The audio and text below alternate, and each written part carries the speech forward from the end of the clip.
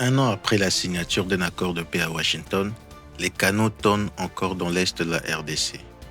Des milliers de familles sont déplacées, des enfants soldats enrôlés, des femmes violées et des villes entières vivent sous la menace. Mais pourquoi la paix reste-t-elle un rêve inaccessible pour cette région? Bienvenue sur RDC News. En apparence, les combats ont ralenti.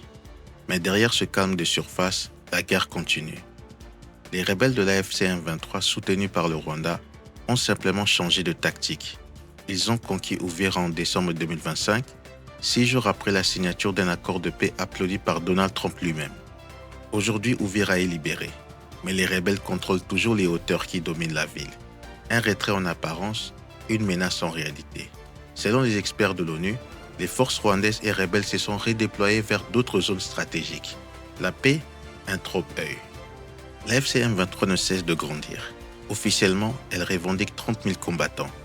Un chiffre à prendre avec des pincettes, mais qui reflète une réalité. La rébellion recrute, parfois de force, des jeunes locaux, d'anciens soldats et même des policiers. Et pendant que les négociations sont lises à Doha, le mouvement étend son territoire de 35% depuis mars 2025. Pire, il construit un État dans l'État.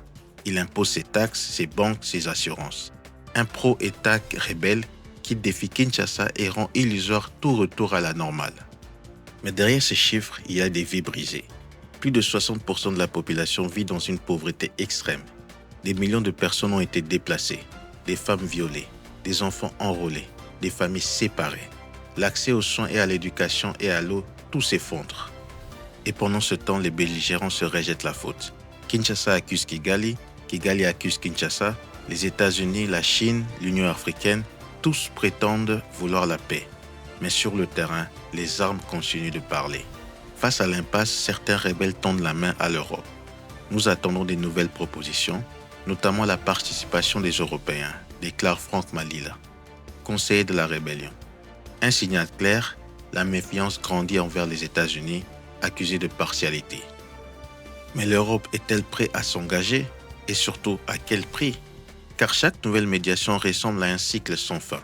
Accord signé, combat repris, civil oublié. Alors que faire?